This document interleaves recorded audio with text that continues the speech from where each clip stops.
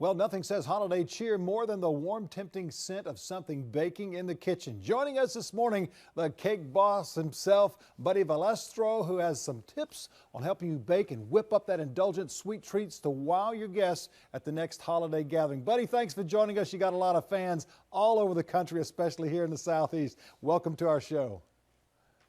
Well, thank you so much. And every time I come there, the fans make me feel at home, make me feel welcome, so we love you guys. Well, thank you so much. Hey, we're talking about today about being a cake boss. Can anybody be a cake boss? I believe that you can be your own cake boss in your kitchen if you got the right tools and the right ingredients. And that's why I came up with this new line of tools and ingredients here. Like when you're icing a cake, right? If you have good, smooth icing, the cake is gonna look better when you decorate it. It's like, you know, having something to make things easier. You know what I'm trying to say? If the icing is all like lumpy or if it's a little bit airy, it's not gonna look like the Cake Boss cake, man.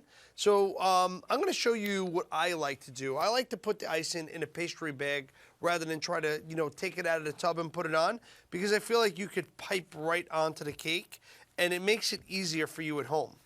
And you know, if you decorate at home with the kids, I mean, these are memories that you'll create that the children will never forget. I remember rolling meatballs in the kitchen with my nonna, and those are some of the best memories I ever had.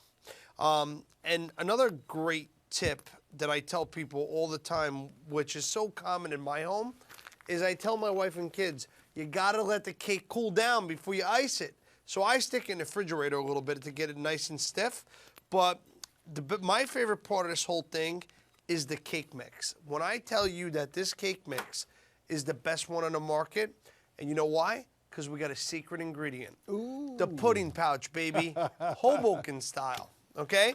And what happened was in 1995, Tom, I reformulated my dad's old school recipe and I added custard cream into the mix, and that's what makes my cake moist and delicious. Look how smooth that is just by passing the spatula on it. That is so. And that's what you have in this cake mix here. Yes, so smooth, and the way you're putting it on, that I would imagine the cream adds to that dexterity and it makes it smooth, so it's really easy, and you're not pulling it off the cake itself, it's just spreading it on the cake. Well, and now what I'm going to show you is my spanking technique, okay? So we're going to just spank it up, all right? Show the cake who's the boss over here. And you spank it around, just have a little fun with it. And you know, actually, if you want to see this cake or more stuff that I got going on, if you go to cakebosscakes.com, you'll check out all the new stuff that I got going on, put a little bit of nuts in the middle. Or you go to Michael's and Kohl's, you get the cake mixes there, or go to Harris Teeter's, and you get it there as well. I'll tell you what, we learn so much from you every time you're on our show. Thank you so much. You know, we hope you have a great holiday season, and you know, you need to come down to Charleston and let us bake you up something to get you a little time off every now and then.